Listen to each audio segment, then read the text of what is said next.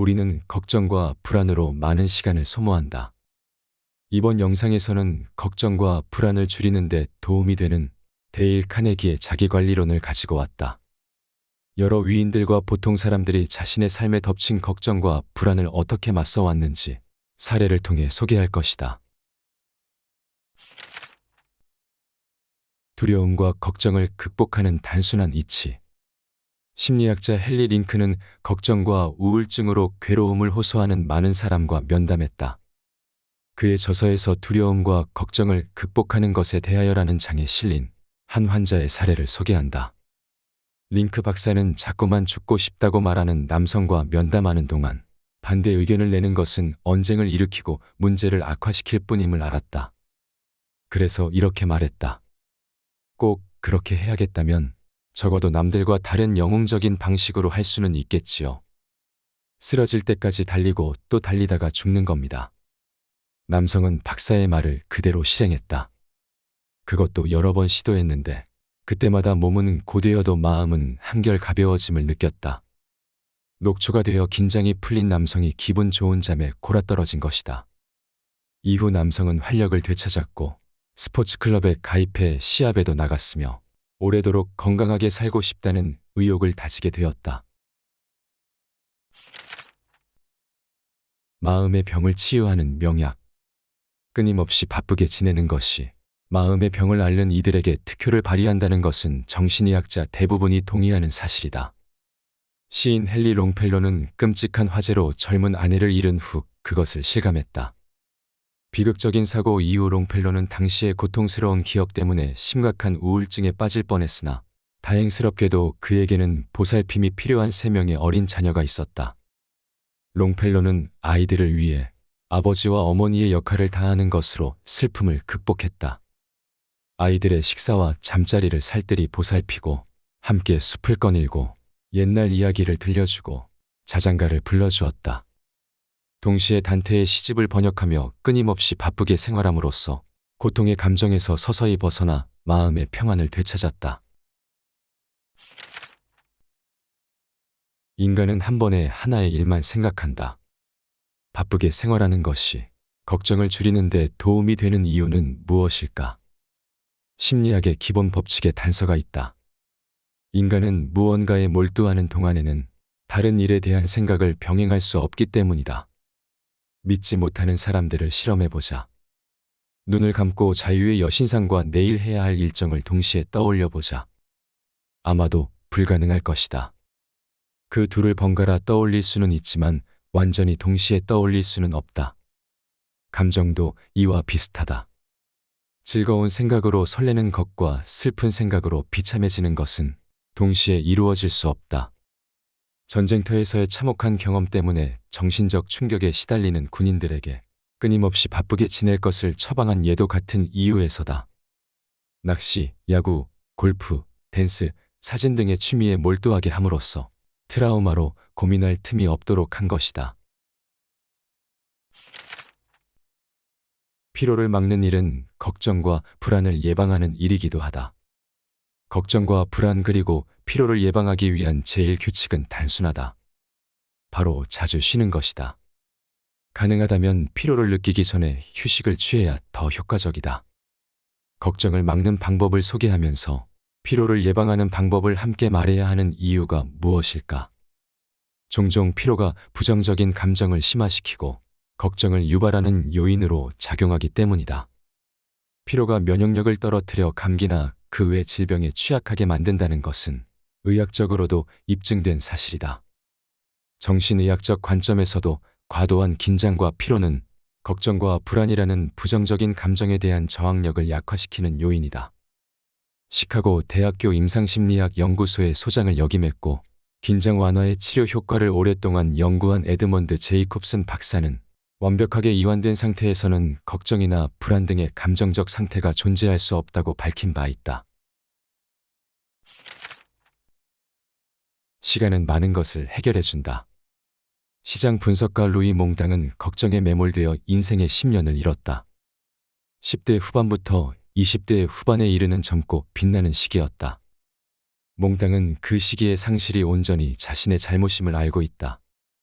당시 그는 일, 건강, 가족, 열등감 등 모든 것이 걱정이고 피로감이었다. 항상 긴장과 두려움에 떨었고 어떤 일도 제대로 풀리지 않아 여러 직업을 전전했다. 그러던 8년 전 어느 날 몽땅은 마음을 짓누르는 걱정에서 벗어날 수 있었다.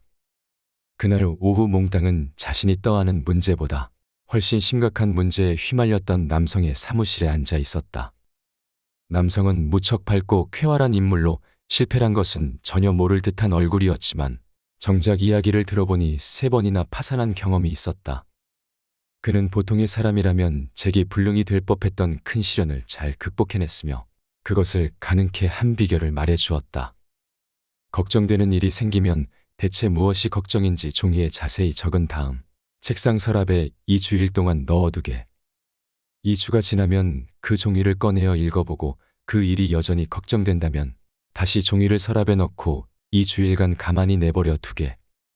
그러는 사이 자네를 힘들게 한 많은 걱정거리가 자연히 사그라든다는 사실을 깨닫게 될 걸세. 시간은 많은 것을 해결한다. 인내심을 가지고 사안을 대한다면 지금 당신이 걱정하는 일도 자연스럽게 해결될지 모른다. 성공적인 일에 의식을 향한다. 걱정으로 머릿속이 어지럽고 마음이 괴롭다면 잠시 멈춰서서 숨을 고르고 자문해보자. 나는 무엇을 걱정하는가? 이를 차근차근 구체적으로 정리해보면 막연히 걱정했던 것보다 사소한 일임을 깨달을 것이다. 우리 인생 중 약 90%의 일은 별일 없이 순탄하게 흘러가며 약 10%의 일은 문제에 부닥친다. 행복해지고 싶다면 성공적인 90%의 일에 의식을 향하고 제대로 되지 않는 10%의 일을 머릿속에서 몰아내라. 그리고 만약 끊임없는 걱정으로 위궤양을 앓고 싶다면 제대로 되지 않는 10%의 일에 의식을 집중하고 성공적인 90%의 일을 무시하라. 세상 최대의 비극. 독일의 철학자 쇼펜하우어가 적절하게 지적했듯이 인간은 자신이 가진 것에 대해서는 거의 생각하지 않고 가지고 있지 않은 것에 대해서 끊임없이 생각하는 경향이 있다. 그리고 이것이야말로 세상 최대의 비극이라 하겠다.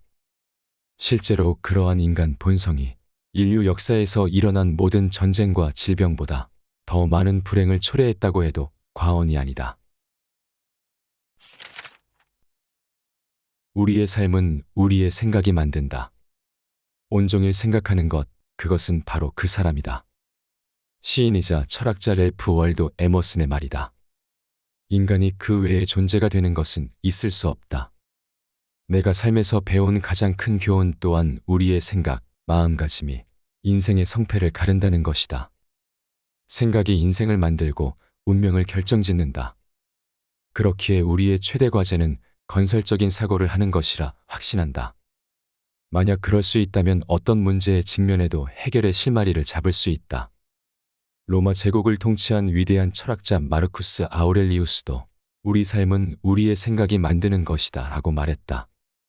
말 그대로다. 행복한 생각은 행복한 인생을 만든다. 불행한 생각은 불행한 인생을 만든다. 병든 생각은 병을 부를 것이며 실패를 생각하면 실패로 이어질 것이다. 자기 연민에 빠지면 모두가 자신을 싫어할 것이다. 문제를 걱정하지 말고 숙고한다. 나는 무슨 문제든 가벼운 태도를 일관하면 된다고 주장할 작정은 아니다. 애석하게도 삶이란 그렇게 단순하지 않기 때문이다. 다만 부정적인 태도가 아니라 긍정적인 태도를 일관해야 함을 강조하고 싶다. 자신의 문제를 숙고해야 하지만 걱정할 필요는 없다. 숙고한다는 것은 문제의 본질을 이해함으로써 냉정하게 대처한다는 의미이고, 걱정한다는 것은 깊은 우울감과 좌절에 빠질 때까지 이리저리 문제를 떠올리고 괴로워한다는 의미다. 작가이자 방송인인 로엘 토머스는 거듭된 불운으로 파산하고 막대한 빚을 졌을 때에도 자신을 덮친 문제를 냉정히 숙고하되 걱정에 파묻히지는 않았다. 그는 자신이 여기서 쓰러진다면 채권자를 포함한 모든 사람에게 무가치한 존재가 되는 것임을 알았다. 그래서 그는 매일 아침 꽃을 사서 옷깃에 꽂고 당당하게 거리를 활보했다. 지금의 실패가 자신을 집어삼키지 않도록 긍정적이고 용감한 사고를 하려고 힘썼고, 난관에 굴하지 않겠다는 결심을 다졌다. 그에게 좌절은 인생의 일부이며 성공을 이루는 데 필요한 의미 있는 훈련이었다. 마음의 평안을 가져올 수 있는 존재는 오직 자신뿐이다. 반세기 가까운 생을 살며 확신하는 것이 있다면 인간에게 평안을 가져다 줄 수 있는 것은 오직 그 자신뿐이라는 사실이다. 이는 철학자 에머슨의 말과 일맥상통한다. 정치적 승리, 소득 증가, 건강 회복, 그리운 법과의 재회 같은 외적인 사건들은 우리의 기분을 들뜨게 하고 앞으로 행복한 나날이 계속될 것이라는 기대감을 고양한다. 그러나 그것을 믿어서는 안 된다. 삶은 그런 식으로 이루어지지 않기 때문이다. 우리에게 평안을 가져올 수 있는 존재는 우리 자신뿐이다. 우리가 성취한 모든 것은 우리가 생각한 것의 직접적 결과다. 내 삶에 깊은 영향을 미친 영국의 철학자 제임스 앨런의 책에 이런 구절이 있다. 당신을 둘러싼 사물과 사람에 대한 생각을 바꾸면 모든 사물과 사람이 변화하는 것을 실감할 것이다. 사고를 근본적으로 바꿈에 따라 삶의 실제적인 상황이 급속도로 변화하는 것에 놀랄 것이다. 인간은 원하는 것을 끌어당기는 것이 아니라 자기 안에 있는 것을 끌어당긴다. 인간이 성취한 모든 것은 그가 생각한 것의 직접적인 결과다. 인간은 오로지 자기 생각을 통해 발전하고 극복하고 성취할 수 있다. 생각의 변화와 고향을 꾀하지 않는다면 언제까지나 약하고 비참한 채로 남을 수밖에 없다. 사소한 일에 연연하기에 인생은 너무나 짧다. 우리가 사소한 문제로도 쉽게 짜증과 분노, 고민에 빠지는 까닭은 그 문제를 과대평가하기 때문이다. 작은 일에 연연하기에 인생은 너무나 짧다. 영국의 정치가 벤저민 디즈레일리의 말이다. 프랑스 작가 앙드레 모루아는 이 명언 덕에 괴로운 경험들을 극복할 수 있었다고 고백했다. 그리고 그 이유를 이렇게 설명했다.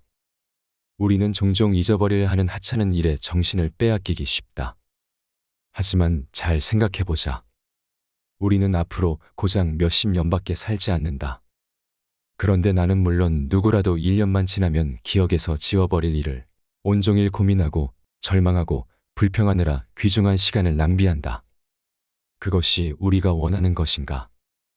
숭고한 신념, 진실한 사랑, 가치 있는 일에 소중한 시간을 할애해야 하지 않겠는가? 사소한 일에 연연하기에 우리 인생은 너무나도 짧다. 분석하고 결단하고 행동하라. 아시아에서 활동하며 대성공을 거둔 미국인 기업가 갈렌 리치필드는 근심과 불안을 해소하고 성공을 거둘 수 있었던 비결에 대해 이렇게 말했다. 망설이고 걱정하는 시간을 줄이고 확고히 결단하는 것은 매우 중요하고 가치 있는 일입니다. 어떤 결론도 내리지 못한 채 다람쥐 쳇바퀴를 돌듯 걱정을 거듭하다 보면 신경 쇠약에 걸리고 삶은 더욱 고단해집니다. 명쾌하고 분명한 결정을 내리는 것만으로도 우리를 괴롭히는 걱정의 50%가 사라지지요. 그리고 그 결정을 실행에 옮기기 시작하는 것만으로도 남은 걱정의 40%를 덜 수 있어요. 그래서 저는 결정을 내리고 행동으로 옮기는 4단계의 과정을 밟음으로써 걱정의 90%를 해소합니다. 리치필드가 밝힌 4단계 과정은 바로 이것이다. 1단계, 지금 걱정하고 있는 일을 자세하고 정확하게 적는다. 2단계, 그 일에 관해 내가 할 수 있는 일을 적는다. 3단계, 그 중에서 무엇을 실행할 것인지를 결정한다. 4단계, 결정한 바를 즉시 행동으로 옮긴다. 리치필드의 비법이 효과를 발휘하는 이유는 4단계의 명확한 과정을 통해 문제의 핵심에 바로 접근할 수 있기 때문이다. 효율적이고 구체적인 사고 없이 불안과 걱정으로 문제를 곱씹기만 하는 것은 정신적, 육체적 에너지를 고갈시킨다. 그리고 일단 무언가를 하는 것이 중요하다. 행동하지 않는 한 어떠한 분석도 의미가 없다. 그건 역시 단순한 에너지 낭비다. 결정을 내린 뒤에는 뒤를 돌아보지 말라. 결정을 내렸다면 우물쭈물 망설이지 말라. 판단을 의심하기 시작하면 또 다른 의심들이 줄을 이을 것이다. 심리학자 윌리엄 제임스는 일단 결정을 내렸다면 행동하는 일만 남았다. 그 결과가 어떨지에 대한 생각이나 불안은 잊어라라고 말했다. 석유 사업으로 성공을 거둔 기업가 웨이트 필립스도 결정한 사항을 신속히 실행하는 것의 중요성을 강조했다. 닥친 문제를 지나치게 오랫동안 고민하는 것은 필요 이상의 걱정과 혼란을 초래한다. 신중하게 숙고하는 과정은 당연히 필요하지만 과도할 경우 오히려 유해할 수 있다는 의미다. 결정한 뒤에는 신속하게 실행하라. 뒤를 돌아보지 말고 망설이지 말라. 부당한 비판은 선망의 왜곡된 얼굴. 만약 당신이 부당한 비판을 받고 고민에 빠진다면 다음 2가지 사실이 위안이 되길 바란다. 첫째, 부당한 비판은 대개 선망과 칭찬의 왜곡된 얼굴이라는 사실이다. 둘째, 아무도 죽은 개를 차지 않는다는 사실이다. 미국 남북전쟁에서 맹활약을 펼친 율리시스 그랜트 장군은 오만한 상관들의 시기와 질투 때문에 한때 지독한 공경을 겪었다. 1862년 북군을 지휘한 그랜트 장군은 결정적인 승리를 거두어 영웅이 되었고 민중의 갈채를 받았다. 그런데 그 후 6주가 채 지나지 않아 그는 갑작스럽게 체포되었고 군의 지휘 자격을 박탈당하는 처지에 놓였다. 그랜트 장군은 모욕감과 절망감에 눈물을 흘렸다. 어째서 큰 공을 세운 그가 갑자기 체포되었을까? 바로 오만한 상사들의 질투를 불러일으킬 만큼 뛰어난 인물이었기 때문이다. 감사를 기대하지 않는다. 고대 로마 제국을 통치한 황제들 가운데 가장 현명하다고 손꼽히는 마르쿠스 아우렐리우스는 날카로운 현실 감각을 지녔을 뿐 아니라 인간관계에도 달관한 인물이었다. 그는 자성록에 이렇게 기록했다. 오늘 자기 이익만을 추구하기 위해 열변을 토하는 무리와 만나기로 했다. 그들은 남에게 감사할 줄 모르는 이기적인 인간들이다. 허나 놀라거나 당황할 일은 아니다. 그런 야비한 인간이 없는 세상은 상상조차 할 수 없기 때문이다. 정확하다. 우리가 감사할 줄 모르는 이기적인 사람에 대해 불평한다면 잘못한 쪽은 누구일까? 인간 본성에 충실한 상대일까? 인간 본성에 대해 무지한 우리일까? 타인에게 감사를 기대하지 마라. 그럴수록 마음을 다치는 순간은 더 많이 찾아올 테니까. 아무도 고마움을 표현하지 않는다 해도 당황할 필요가 없다. 그저 기대하지 않은 어느 순간 뜻밖의 감사를 받는다면 기쁜 마음으로 만끽하면 된다. 복수는 유해무익하다. 어떤 이기적인 자가 당신을 이용하고 속이려 든다면 복수할 생각보다는 당신의 지인 목록에서 그를 삭제하라. 복수는 상대를 괴롭히기보다는 당신 자신을 더 해칠 것이기 때문이다. 별난 이상주의자의 말처럼 들릴지 모르겠다. 하지만 이는 미국의 한 경찰청에서 발행한 회보에 실린 글이다. 복수심과 분노는 과학적인 관점에서도 건강에 유해한 영향을 끼친다. 시사 화보지 라이프에 이런 기사가 실린 적이 있다. 고혈압 환자의 주요 성격적 특징은 분노다. 분노나 억울한 감정, 복수심에 사로잡히다 보면 만성 고혈압과 심장병의 발병률이 높아진다. 예수가 원수를 사랑하라고 한 것은 단순히 인간의 윤리관을 설파한 것만이 아니라 의학적으로 건강에 이로운 가르침을 전하는 의도가 있었을지도 모르겠다. 분명한 것은 그 말을 따름으로써 고혈압이나 심장병, 위궤양을 포함한 많은 병을 예방할 수 있었다는 점이다. 앞의 내용은 데일 카네기가 지은 카네기의 말의 일부분이다. 데일 카네기는 걱정과 불안을 줄이고 위한 다양한 방법을 제시한다. 충분한 휴식 취하는 방법, 바쁘게 움직이는 방법, 생각의 관점을 바꾸는 방법 등이 있다. 나는 걱정과 불안이 많은 편이다. 내가 지금 나아가고 있는 방향이 맞는지, 앞으로 내가 예상하지 못하는 일이 일어나지는 않을지를 고민한다. 이러한 걱정을 한다고 해서 걱정이 해결되지는 않는다. 오히려 걱정이 걱정을 낳아서 더 큰 걱정을 만들어낸다. 사람들은 긍정적인 사고 방식을 가지고 잠깐의 휴식을 통해서 회복을 하라고 한다. 이러한 방법이 틀리지는 않았지만 나는 효과가 크지 않았다. 나의 경험상 가장 효과적인 방법은 바쁘게 움직이는 방법이었다. 바쁘게 움직이는 것에도 여러 가지가 있다. 술을 마시거나 독서를 하거나 TV를 보는 것보다는 운동을 하거나 청소를 하는 것이 더 효과적이었다.